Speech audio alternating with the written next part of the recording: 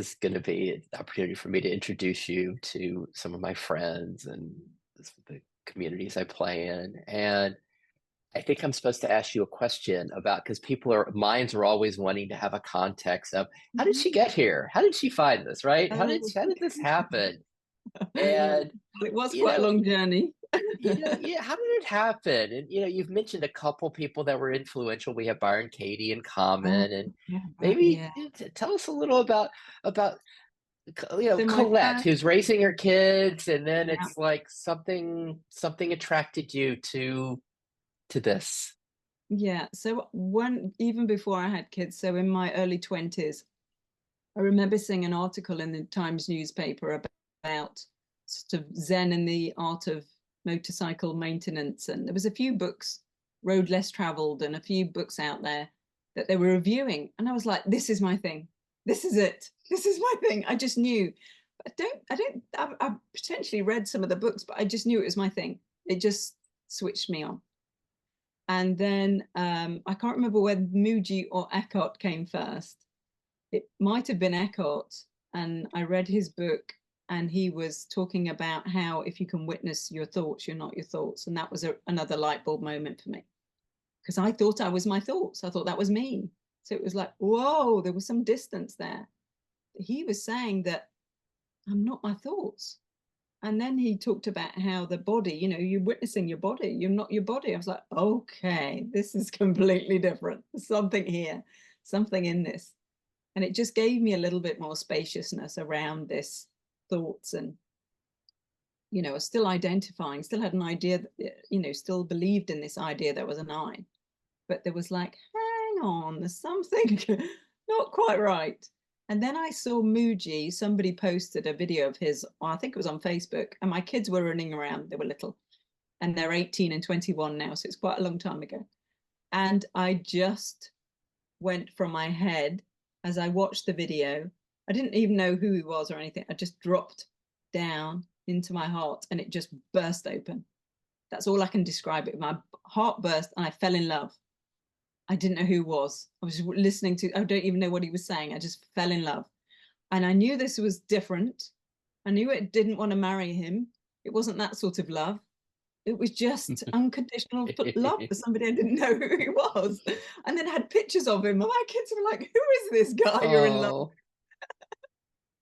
Oh, I was completely in love. And he didn't live in Portugal then, he lived in London. So I went a couple of times to see him. and what would Uh, happen? Like if you had this, even when you would think of Muji, you listen to him or look at his photo, it would it would help your system do that drop, the disidentifying from the yeah, thoughts. completely. His words would just wash over me. And what I never did was I never went to the mind to work anything out. And I think that was quite a now with hindsight, that was a pretty handy thing not to do. I always just allowed it to wash over me and take me. That was the idea I had, take me to being. Of course, all it was doing was dropping the separate self identity, revealing being that was always there, shining like the sun brightly, which is covered by the clouds of separate self identity. So listening to him, those clouds disappeared. I would just rest in being. I still thought I was an I resting in being. I still thought he was doing it to me. I still felt like he's got something that I want. There's something there. I'll tell you a funny story. So the first time I went to see him on the first day, I only got to the back of the room. I couldn't get a seat even. It was really busy. And so I just stood up against the back wall.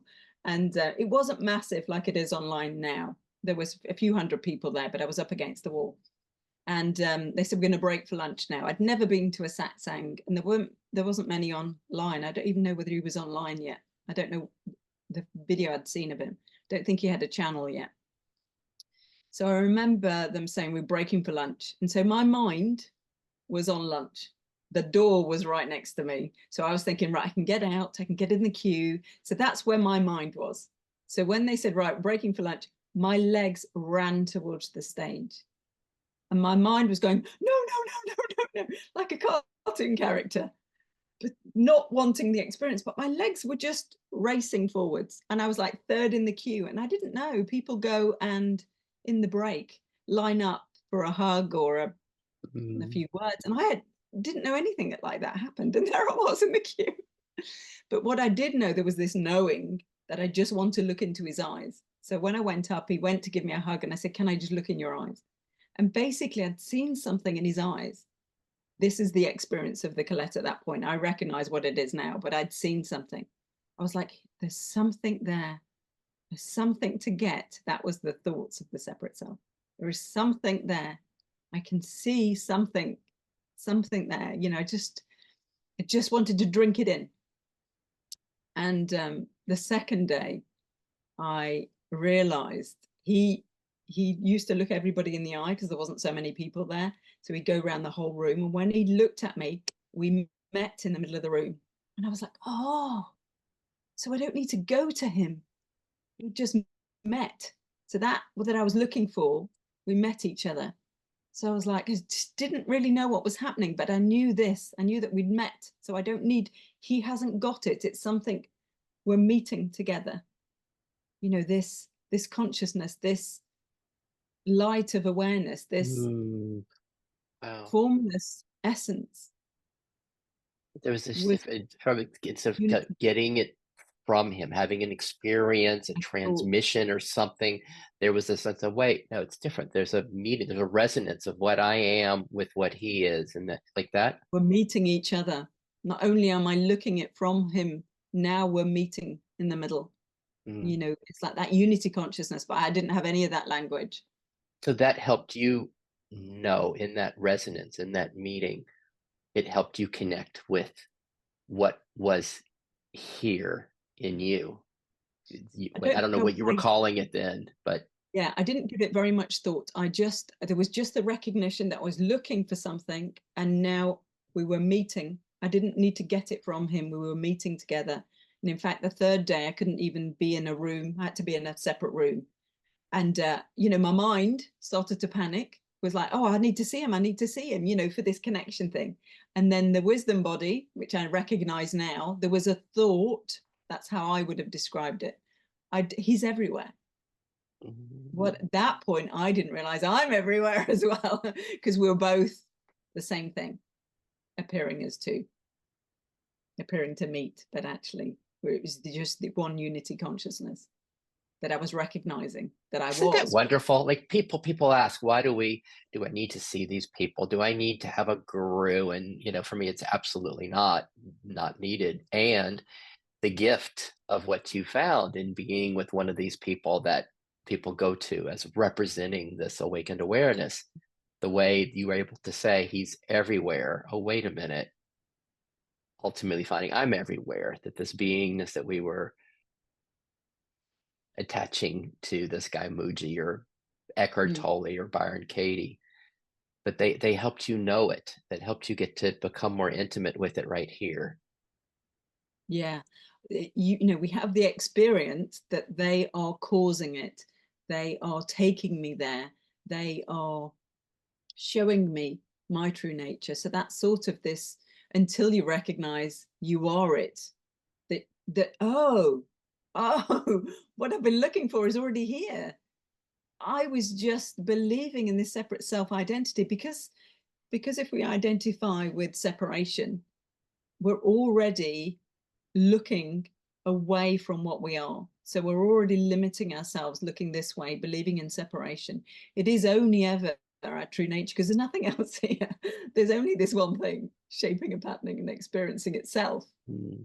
But the experience is of separation. And with that experience of separation, you don't feel full and whole. So you're searching, you're looking, you feel like there's something missing. But it's just that joy to be able to turn around and recognize just that like pointing finger. Oh, it's as if we leapfrog over what we are because it's so normal. We're looking for something, some enlightenment. So it's just our So, everyday. so, so, how did it start to calm down? The sense of the looking. Oh, I can't be in the room with Muji or whatever, wanting to be close to this, or Mm.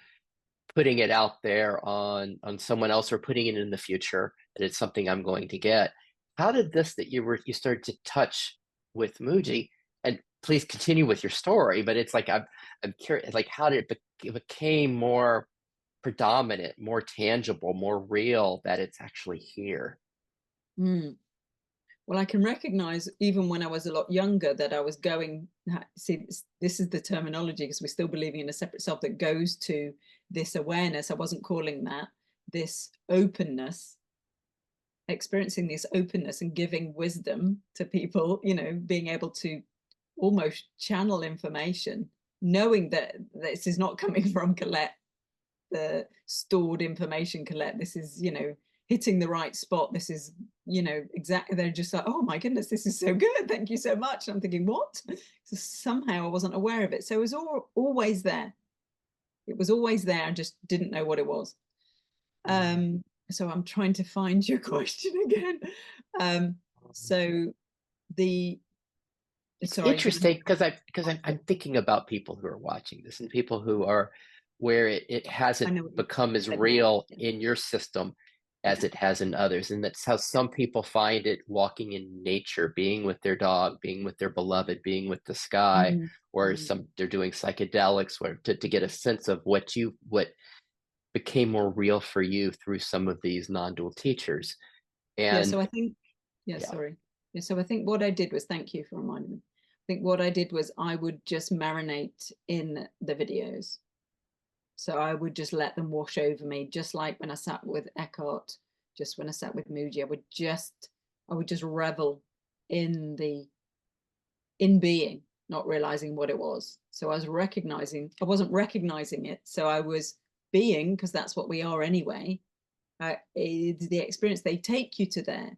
There's an experience that it becomes more, but you can't become any more than what you are. This is just the experience of the separate self. It's the journey home to realize you never left. You can't actually go anywhere. I remember realizing that. I'm like, what? I don't actually go anywhere. It's just an experience of leaving. It's just an experience of being apart. You know, you recognize. So there is an experience of it getting stronger. There's an experience Yes. of recognizing it, but actually all of those stepping stones, all of that listening to videos, they all appear like stepping stones. So I'm not saying the journey isn't valuable, but actually you realize that the stepping stones all fall, Mm, and that you never was, it was only an experience that this was having all along. You were never a separate self. mm. I'm I'm loving the way you're describing some of the I call them tipping points or ahas along the way, like the Eckhart, the power of now. And it's like, wow, I'm aware of the thoughts. I'm not my thoughts. I'm aware of the body. And then with the Muji, the sense of the meeting. And Mm. tell us more about how these like it seems like these ahas that occurred along the way. I mean, these are we all can relate to this. Some of us like, yes, I know that one. Oh wait, I don't know that one. Wow. Mm. Well, perfect question actually, because the next thing that I did was it was almost as if there was some awareness of, okay, there's this true nature, which I think a lot of people can probably recognize. We feel as if we have a glimpse. We feel as if, oh, hang on a minute. Oh, it's just this. And then we have a very strong experience of separation and feel like we've lost it. That's the experience we have. And so what I recognized was this squeeze, this push and pull, this discordance, this not feeling good just wasn't right. I knew there was a better way to experience life. There was just a knowing that we shouldn't feel like this over unpacking the dishwasher. Shouldn't suffer that much cleaning the kitchen. You know, it's just our thoughts that are making us suffer. You know, the experience is just the experience, but it's actually the thing that causes suffering is the thoughts about it. So that's when I reached out and I saw Byron Katie and the magic of her work. And so I did that, the work on anything I could find, any discordant feeling, any thought of I don't like this, or this is too bad, people don't like me. You know, that was one of my I had, you know, quite often this separate self has four main wants: approval, control. So control, I want to control my environment to feel better. Seeking approval or disapproving of others, you know, that judging yourself, judging others. You know, looking for security because it feels separate. And then even just this I am separate ticket is quite traumatic because you feel on your own, vulnerable. I need to survive in a world, you know.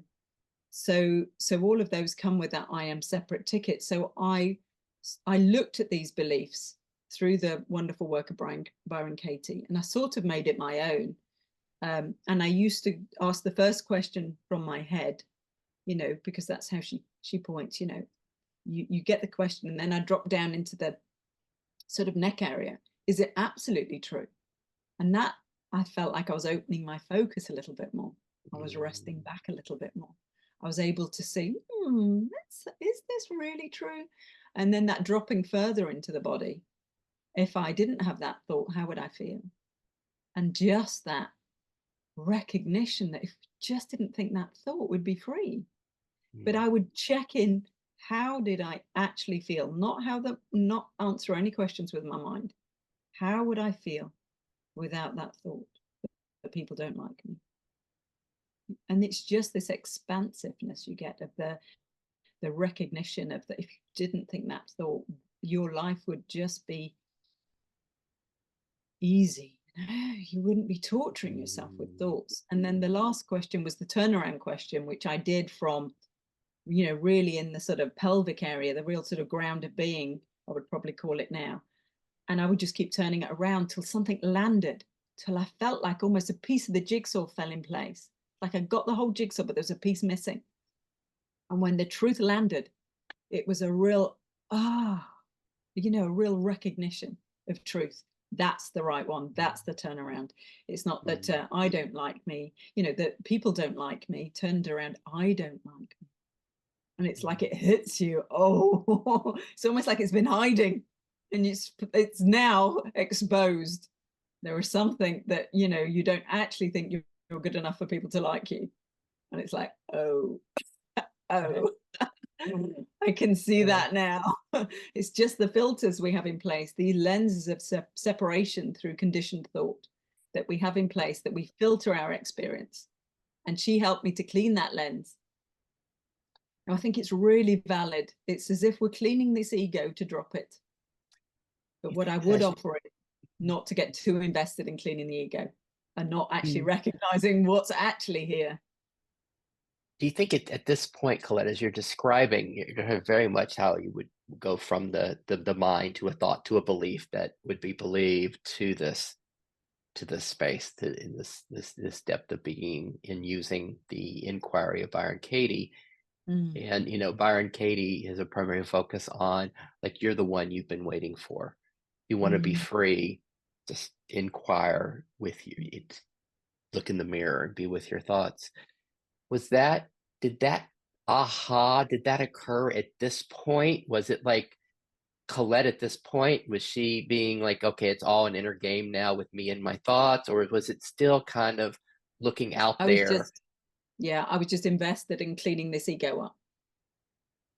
I was definitely invested. That was the job. Keep cleaning, because I was feeling lighter and lighter, more free and more free, but I was still identified. But it was getting lighter and lighter and lighter. So the thoughts but you were were less. seeing the source, the identification, but you were seeing the cause of the trouble, the suffering, the identification as that she's grasping on and holding on to these thoughts, believing these thoughts. I was recognizing my thoughts weren't true. I was believing them and I wasn't investigating them. So I was just picking them up and running with them without actually looking at them. So it was the revelation to see that these thoughts are actually not true, but I was still believing that there was, in a way, I was still identified with the one that was thinking, you know, the thinker, until the recognition of that I'm not looking for awareness, I am awareness, or I am presence that I was looking for. It's just right here, right now. Oh, then this really quietened down, you know, because I was seated in the self. My sense of self was seated in as presence, as awareness.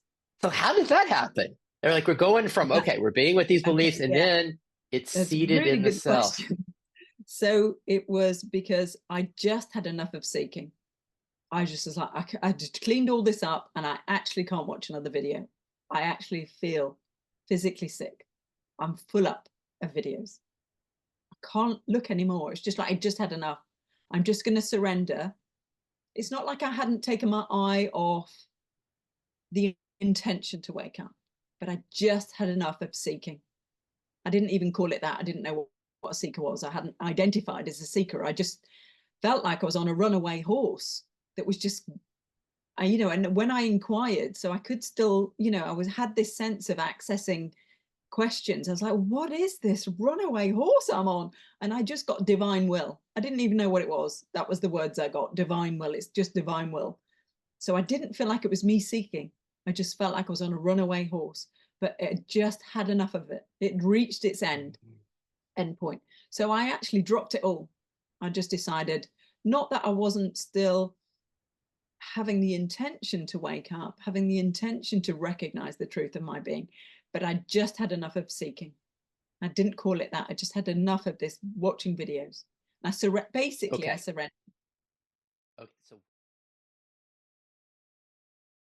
anything else as the story of Collette, because at some point there was a sense of something started making YouTubes and talking about this. Were there other transitions, ahas that occurred between where we are and, hey, let's make a video? I love talking about this. Another great question. So there was this vision flip, as I call it. I think it's the subject object falling away. So there was just this presence. I am the present. And then I felt like there was something still really close, something sort of stuck to the side of my face almost. I was like, there's something here. And then I remember hearing on videos people saying it's so close, you miss it. And I was like, there is something so close, I'm missing it. And that's when I reached out to David Bingham. And he pointed, we couldn't even do a video call. We just did a phone call. And he mentioned something that I'd always recognized all the way through my life, that there's something that never changes. And he pointed that out. And it took me straight there because I knew that sense of self. There's something that never changes. When you're 5, 10, 15, people would say to me, how do you feel? You're 21. And I'd be like, I don't feel any different. Because there was this sense of who I am, what I am, never changes. There was that recognition that what I actually am never changes. This changes, but something that never changes. And I'd always say to people, I mean, don't you know that thing, and that you just don't change? And it's like life goes on, but you don't change. And they'd just look at me like I was crazy or blank. I usually just got blank. And I'd try every now and again, ask people. So he pointed that out. He said, there's something that's not changed. There's something that's fundamental, that's always been there. And that's your true nature. And I was like, oh, hang on a minute. You mean this that's always been here, that my parents called Collette. And I believed the label Collette. And I identified with the label Collette. And I can see that we're all naked awareness, labeled, and then identifying with the label and the story that happens to the label. The idea of a me, the idea of a Collette, the story of a Collette. So you're on the phone call with David. He asks, what is it that doesn't change? And there was this, oh, I know this, something you could, well, it's once here. you saw it, it's what's this? Well, yeah. So I was looking for something more spectacular. I wasn't believing that it was already here, although I'd heard it 1,000 times. And now I say it every single video. What you're looking for is already here, because we're projecting outwards, seeking. The seeking energy is going outwards rather than inwards. So it's like whatever allowed it to get in with David, like with this question and that phone call. How do you, because we hear this from everyone, right? It's closer than your breath. It was always here. It's who you were when you were 5 and when you're 60. Before you were born. Like, it's like, hey, you're the space before you were born, whatever. It's all of that. But then but how do you, have you had any luck with that? How have you been able to get others to relate to this, to hear this? Well, Are we jumping ahead? No, that's fine. No, No, it's that's all right. great. So, well, that's just because you did ask about YouTube, so we can throw that in. So there was this recognition, and then I was put in a group. You don't really know what to do once you've woken up, and David doesn't really do aftercare, so, or he probably does, but I didn't reach out, and I was using my wisdom anyway. But one of the girls that had woken up through David had got a little group, so we all were sat on YouTube, and I remember the first time looking, there was like 15 faces, and I thought, oh, I'm home, because everybody I saw was me. I could recognize they're all me. It's as if I was going me, all the faces. So it was that sense of that everybody is me, that there is no separation, that I'm home. I just kept thinking, oh, I'm home. Look at me. Look at me. Pointing at all the faces. Look at me. I'm home. It was really bizarre. We were all doing this flip-flopping that a lot of people do. It's described as I'm awake, I'm asleep, I'm awake, I'm asleep. So I did that. So it would flip flop in your Wavered in and system? out. Yeah, it From flip-flopped. would it be the forgetting of this space, what David pointed out to you? Yeah. It would be Yeah, so forgetting it's the that. you recognize it, you are it, but the thoughts still come. The thoughts are still being offered up in this space of awareness. Some of them are sticky. Some of them you've been leaving your whole life, So those ones you tend to just pay attention. As soon as you give them any attention, it's like you fuel them. You've picked up a ticket of experience. So then you experience this, and it felt like I describe it as being on a roller coaster. So you're either on the roller coaster completely asleep. So your true nature is as if you look through a curtain, you forget your true nature is this. The entire universe is looking through the curtain. You're only experiencing the bit that's looking through the curtain. The experiencer, the idea of an experiencer. So you completely fall asleep. Then there's a different later on when you recognize this movement, and the key is when you recognize it, not to tell yourself off, because you're back in the game. As soon as you say, oh, I picked up a ticket, that's the I, and you're back in, telling yourself off, because the true nature is just like, oh, it's just an experience of separation. No big deal. True nature doesn't mind separation or unity. It's happy to experience anything. It has no preference. So then there was the sense of I would pick up a ticket, I would ride the roller coaster. What I mean is the emotions, the push and pull, the experience of separation. So I would ride it, but fully awake, thinking, why did I pick up that ticket? And why am I talking to this person? The same old story, the same old point of view, and almost this push and pull with, a relative. Why am I doing it again? I'm wide awake watching it, waiting for the words to come out of my mouth as if it's all in slow motion. You can't quite believe you're doing it. And then what tends to happen is you recognize that, you're more aware of what you're doing. And then the next time that same ticket, you don't pick up. And it's a revelation. It's like the lights are on. And you're like, I can't believe it was that easy. I just don't, I pick up that ticket. I don't identify with that thought. And you are left untouched. And the other person who normally has this push and pull, almost it's cut. The normal push and pull drops and they don't know what's happened. They shake their head as if to go, oh, and then they'll just talk about something else straight away. And you're sort of trying not to laugh because you've seen that you just stopped the pattern. The pattern has stopped and you're just wide awake going, oh, and it's just delicious not to pick it up. That kind of happened on your own in watching the back and forth. It kind of started seeing through it. Like you'd pick up the ticket, go on the roller coaster. So there she goes again, and something would see through it. What I tended to do was I would sit and think, if there was something particularly sticky, I'd be like, okay, what was actually happening there? But from this space of being. So, okay, what was playing out? Was it control? Was it, was I trying to seek approval? Was there an agenda to it? Was I, what was the flavor of that? But I wouldn't dive in. I wouldn't be like, because then you become the separate self trying to work it out. It was always to look at it from wisdom. What was actually happening? So you're interested but not invested. You're not believing in the separate self anymore. You're looking from awareness. So I would do Byron Katie on them, or it just got to the point where I could just say, it was control. I was just picking up control. And so you're just seeing it over and over again. until they just don't, you just don't pick them up. And how long how would you say that occurred? How long was that period? I don't know if we call that an integration period, a clarity period, but where well, it that's the stopped going back experience and we have. I just want to point forth. out the experience of deepening, the experience of becoming more aware is all the walk home. We can't be any more aware when we reckon, when we really see it. You can't leave. You can't have it's only ever this experiencing. So for me, this backwards and forwards got less and less. And then I remember one day just recognizing that I don't leave. About 6 months in, I was like, I don't leave.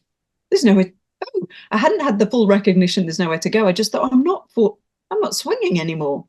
I'm not flip-flopping. I'm here all the time. So there's just this recognition that you're here all the time. Then a little bit later on, I can't quite remember some of the stages, but I do remember when that was it. So there was the recognition that we have a choice. Oh my goodness, we have a choice. I was believing in two positions. I was believing in my true nature and the secondary position that there was an ego or an identity that was being experienced. But then I recognized it's only ever this one self experiencing separate self experience. Never becomes it. It's just this one thing experiencing. And of course, you're like, well, you've heard there's only one thing here. So who would be that secondary experience? So you realize that was the end of the either or in that recognition. Yeah, because you've seen that you can only be this. That is an experience this has. And then there was a recognition, well, I can't even, where would I go? There's nowhere to go. I can't leave. It's all just experience with no experiencer and no separate self-experience. It's just experience. So, and it's almost as if it's a slow dawning until you're wide awake going, oh my goodness. So all of that, all those stepping stones, all of that journey was to recognize I didn't leave. I want to ask you before I lose it a couple linear questions. The question from David on the phone, about how long ago was that? 2 years ago. It was 2 years ago. August 22, yeah. And then about 6 months of the back and forth, and then that just kind of gradually stopped. And then there was this last one that you were sharing, the sense of this is all just experiencing. There's no place to go other than here. How long was that after the conversation with Probably David, would you say? Maybe even a year and a half, that final dropping away of all the stepping stones to realize I can't go anywhere. There's only this. And the YouTube happened. You did ask about the YouTube. The YouTube happened probably about 8 months after, because I just thought I just wanted to share the Byron Katie, how I cleaned this separate self to drop it. So I started with videos about how Byron Katie had woken me up. I think one of them was how Eckhart helped me to wake up, and Byron Katie. So, and I just explained how I'd done it, and, how, I just felt so blessed to have been able to see the truth that I wanted to share it with other people. And I think that is quite common, this wanting to share it. But I recognized that I didn't have to, I could just speak from direct experience. I didn't have to work out what to say. I would just sit down and put the camera on. I had no idea of what I was going to say, because I got over the two things I thought I ought to share. What Eckhart told me and how I'd cleaned the ego with Byron Katie. But then it was like, oh, I'm sitting down again. It's almost as if I'd find myself sitting down. I'd be like, oh, well, what am I going to say? So I would just sit there and wait. And then stuff would just start coming out. And I was just sharing what this is.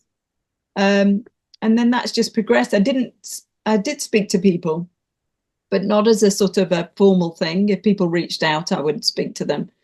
And then it just became that it was too busy to, my other career was sort of getting sidelined, and this seemed to be taking over. And it's funny that the momentum of the videos sometimes is really flourishing. Other times they drop away. And I'm like, oh, not doing any videos, no inclination to do any. And it's fine. I just Mm. don't do any. And it's usually a time where I tend to, I'll say there's an experience of deepening, but actually we can't deepen because it's all fully here. But there is just the recognition as if life's revealing itself to itself. And I have this almost introspective periods where I don't share. And I'm just as if I'm just marinating, and I'm just not the expression anymore. That's exactly what it is. This expression of self just folds in and just gathers whatever it's some sort of gathering, some sort of resting, some sort of just Mm. resting down. And then it's the expression again. There's just expression. And what I do with people, because you did ask that question as well, with people that come to me, I just take them to direct experience. Seems to be, it's very similar to what David pointed out to me. So I seem to be able to see when they're not in direct experience and when they're in separation, and I just drop them. I get all the questions out. Nice. Then I drop them into direct experience through opening the focus, resting back in the body, and dropping down, down, down. But it is down to the resonance of the voice, and that it's just coming from being. Everything slows down. I can feel the resonance getting more. I can feel this dropping down, and I'm just mirroring direct experience. There's no expression of Collette anymore, none of the flavor of Collette. It's just this unity consciousness. And then there's just this magic when you see somebody and you see them get it, and you see them when they can't find an eye, and they're like, well, I can't find an eye. And I'm like, a little look at your questions from earlier, and they can't find the person that was asking the questions. It's so beautiful. It's like they're slow dawning. And then they say, and we just explore, and then they might go to the mind. They pop up, and I say, oh, we're gone to the mind. They'll say, but my mind drives me mad. And I'm like, okay, let's have a little look. Can we find a mind in being? And then they can't find a mind, and they're laughing. Oh. And then it's just like this slow dawning. And, it doesn't happen for everybody, but it does happen for a lot. I think I just get the right people at the right time come to me. I just seem to get the most gorgeous people who are just ready to pop, and they come and they directly experience that. And then I'm like, well, this is your true nature. Could you leave? If it's what you are, could you ever leave? And they're like, oh, I'm like, who would be leaving? And they're like, oh, so it's just that recognition. It's a joy. It's a joy to see people. It's the best thing in the world to see somebody recognize the truth of their being. It's like I get to do it over again. Life is seeing life waking up to itself. It's like it's the most exciting thing life can want. It just loves it. It loves. And then the joy afterwards, and then the expression and the excitement and or they just are silent. They're like, I don't know what to say. There's nothing to say. And then they want to thank me, but they're recognizing that I am them. And it's all quite funny. The whole thing. So I feel blessed to be able to express this. And there's no agenda. If somebody doesn't recognize it, that's fine, because it's their journey. It's not about me. It's not about this expression. It's their journey. I want to share just like what a celebration in that he did one of these sessions with Collette, and it was just like this. It's just a celebration, and it was something so useful, so helpful in this discernment between just what we were talking about, just from the beingness, and then watching it go to the thought, to the just what she did in her own system, and supporting that clarity of the movement, feeling the movement when it moves. Like, oh, do you really want to go further there, Sid? Oh, there you go. Here you go. Here you go. Whoops. And then coming back. And I think if we point that out to people, they can see the difference between the commentator, the one that's trying to work it out and get it and is reasoning and looking, between just knowing, between it's just this. There's actually nobody that needs to get anything, because it's already here. And we tend to when we recognize there's no I, people tend to jump up to the head going, is this no self? What is this? You know, it's just a habit. So I'm able to point them back down and show them the difference. And it's just this mechanism of resting and truly seeing what's been seen. I think that's very, very important. You know, when anybody's doing any inquiry, you know, when you've seen you can't actually find the I, it's to stay there long enough. It's undeniable. It's just viscerally known. But there is no I. It's just got to be recognized fully. So you just can't believe the thoughts from an I anymore. You know, when you've just seen it over and over again till it's just known. I have a question. I don't know if this is a fair question. It's a curiosity as we're diving in, right? Because we've been talking about all of these ahas along the way, and then here you are now with the videos, and sometimes it just simmers in this and it doesn't express, and then it goes back to expressing, and then the joy of working with people and almost getting to go through it again as people get this, as this opens up. You spoke about some of the influencers for you, the Eckhart and Muji and Katie. Mm-hmm. And do you think about like where you are now? It's like, is there like what's going to be next? What is Collette? What's the expression going to be like 10 years from now? Or is there anything that's still kind of holding, or anything that's just, yeah, anything? There's no next. There's no next. Oh. There's no thoughts of projection to a future. It's like I almost have to create a separate self to experience that. I have to, it just is like a rainbow. I can't find a future. I have to, you know, like if my husband says, what are you doing today? I almost have to drum up the character and start telling him what I'm going to do. Because I just know it's going to unfold. It's just going to happen. There'll be appointments. It's all, you know, yes, I can glance at my phone, but don't have that perpetual, what am I doing? What am I doing? Oh, what do I need to do? Fixing, organizing. It all just spontaneously happens. There's some checking of you know, but it's all done in flow. It's not yes. This overlay of a separate person trying to organize themselves continually with thought. It just isn't there. My battery's running low, so I'm just warning you in case I suddenly. Thank you. I just want to celebrate the ordinariness of this. I love this part of our conversation about your journey and the shifts, because they're so ordinary. And the people you describe, it's all for free. All you got to do is go on YouTube, and what you and I did, we spend so much time with these folks. It's free. Yeah, we're really and then we have support from people like Collette. You just shoot her an email and there she is. Yeah. And I do answer questions on YouTube. You know, I do answer, I do reply to everything. It's just all spontaneously happening. It's a joy. Sometimes I'm cooking and doing it. I'm like, oh, just answer that one. So it can be quite busy, but yeah, it's just the joy. If somebody's got a genuine urge and they're just confused, you know, I just can't help myself. I've just got to pour it out there. And then I look and think, oh, that's quite a good answer. I almost learn from people's questions. You know, I did have this guy in India who was a very, very strong seeker, was very, you know, would waver between seeing it and then distraught of losing it, and then seeing it and then distraught, really emotional. And the messages I've sent him, there's reams of it. And I felt at one point, I was like, oh, you know, I really feel like I'm learning from him. You know, there's nobody that knows anything more than anybody else here. It's just an expression of the oneself. He's posing these questions in order to teach me how to answer these questions. And in fact, there is no him and me. There is just this one space dancing. Or because we might lose you with the battery. If you were speaking to you 10 years ago, is there anything else you'd want to add? It's like, oh, what about this? Anything else you want to add for our friends?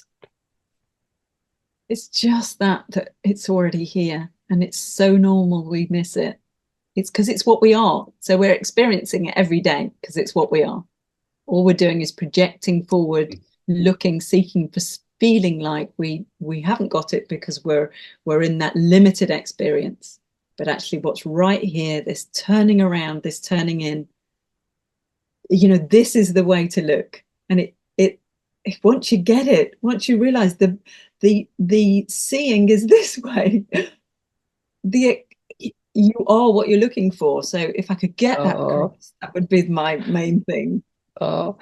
And I guess I have one more. Did it work? Like Byron Katie's promises. She's like, hey, you want the end of suffering? Do this. Did it?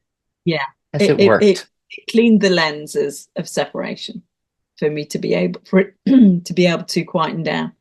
So then I had space and I could see the thoughts and I could see that they weren't true. So there was just more spaciousness in the experience. You know, when you're caught in a train of thoughts and then there's an emotion and then there's a push and pull, you're so far in the game, you have no idea of peace and you know, uncaused happiness. Whereas just, you know, the joy of happiness is a really, you know, the separate self is looking for something to make them happy. And here we just feel whole and complete. They don't need anything. You know, we don't need a fancy holiday. We don't, not that those things aren't nice, but we don't feel like we're lacking anything. I just feel like, well, this is fine. I'm not bored. I could, Mm, you know, I've done a 5-hour car journey in traffic and it's fine. There's no sufferer, yes. no overlay, Oh, complaining. It's just being. And I'm like, oh, great. I can just get to be. wow. So it's just that resting back. It's definitely a resting back and a turning in and recognizing what's already here. And I would say a lot of people are just missing it. They're experiencing it every day. And they're just more interested in the ever changing because it's dramatic. Mm, It's you know, it's an mm. experience. Whereas this is so much more gentler, so much more obvious, so much just here that we miss it.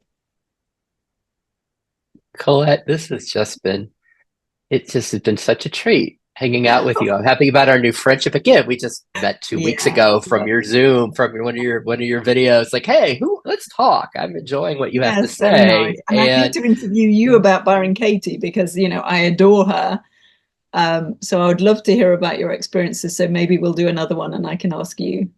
I'm not sure I'll be such a good interviewer, but I let's see. love Let's it. hope the self Oh, talks to the self and it all comes out. well, Yeah. thank you for your kindness and your generosity and sharing your story with such vulnerability, because I do think there's a real gift for our friends who are in this journey that you and I've been in for so long. I've been in for so long that so thank you. This Yeah. was fun. What's also coming is just this thought that give themselves a break. Give yourself a break. Just give Mm, yourself. mm. You're okay. You're already it. So let's just be kind to ourselves. Yeah. Mm.